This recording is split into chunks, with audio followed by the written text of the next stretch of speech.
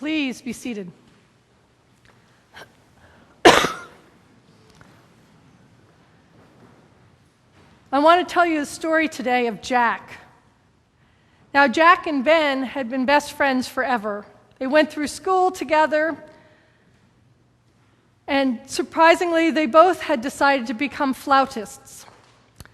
So all through school, junior high and high school, they competed back and forth for who was going to be first chair as flautist for the band that year, and it kept going back and forth because they were both so fantastic players.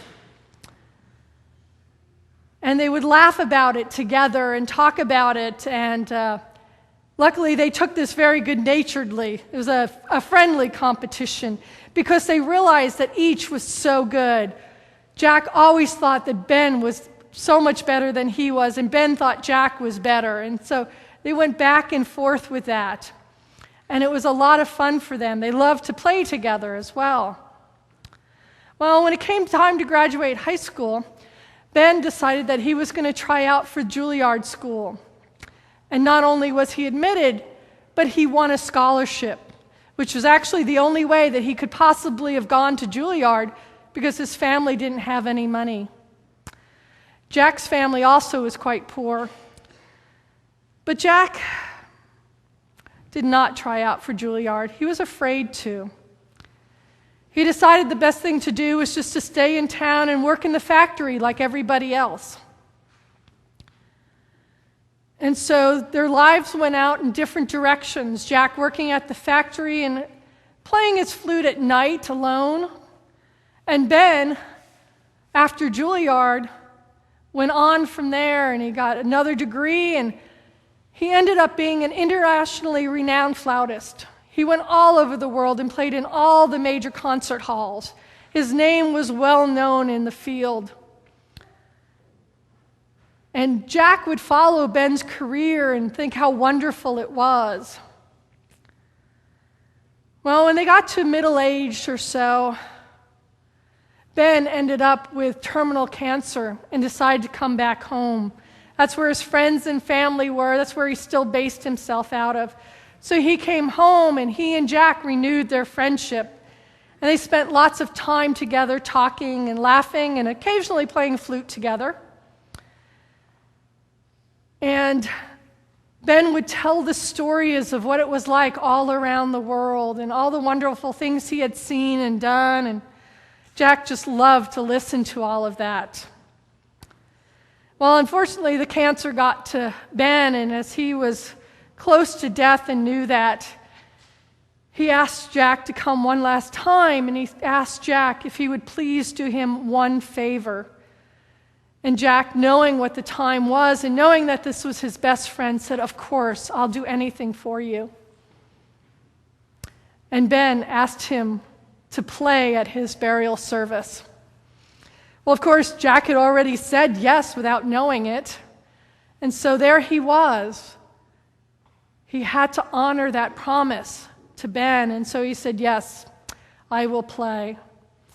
And so when he went home, he looked through his material and he realized that he knew the perfect piece to play. It was one of Ben's absolute favorites and just perfect for the service. So he practiced it and worked at it to remind himself how it went and make sure that he had it down pat.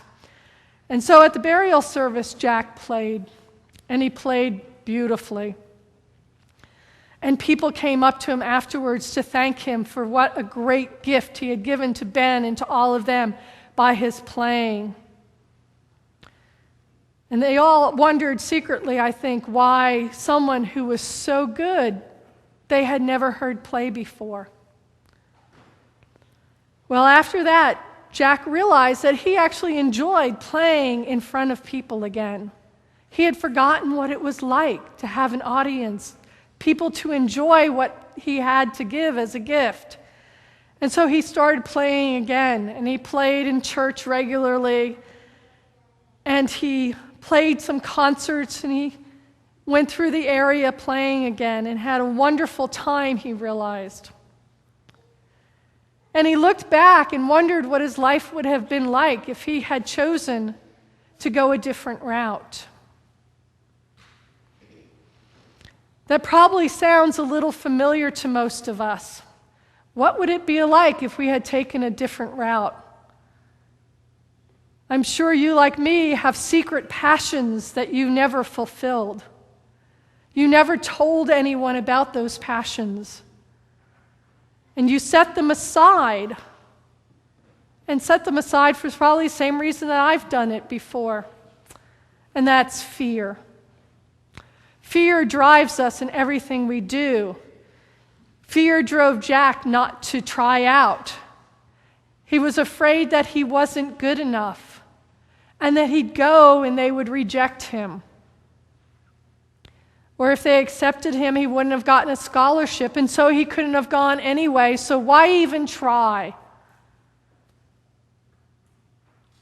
That's kind of our fears of being rejected, of being ridiculed, of not being good enough. We all have those fears in very different ways. And I think in today's culture, it's even worse.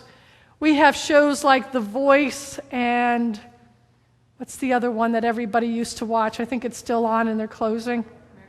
American Idol, thank you. If I had television, I might know these things. American Idol. I have seen a couple where people have come and auditioned, and the judges have ridiculed them. It's not that they were that bad, it's just that they weren't quite good enough for that. But they were ridiculed, and I wonder, after they left, did they ever sing again? Would they have been too afraid even to sing in church? You know, it says in the Bible, make a joyful noise unto the Lord. It doesn't say sing on pitch. And yes, I sing in church, and I don't always sing on pitch. So it doesn't say we have to be perfect. And we don't. You know, by the way, just so you know, when God hears, God isn't deaf. God actually hears everything perfectly. So when we sing, God hears us in perfect pitch. Just so you know that. God's a good God. You know, we all have these fears that drive us. I've had times where I wish I had known about stuff, and then when I hear about it, I think, oh, I would have loved to have done that. But then I don't do it. I don't go and do stuff like a friend did, and I could have done my last year, I could have done a semester at sea. But there were things holding me back that said, no, do I really want to go? I don't know anyone. What if I can't hack it? You know, will I miss people? Will I not be as smart as the other students there? What would it be like to do something like that?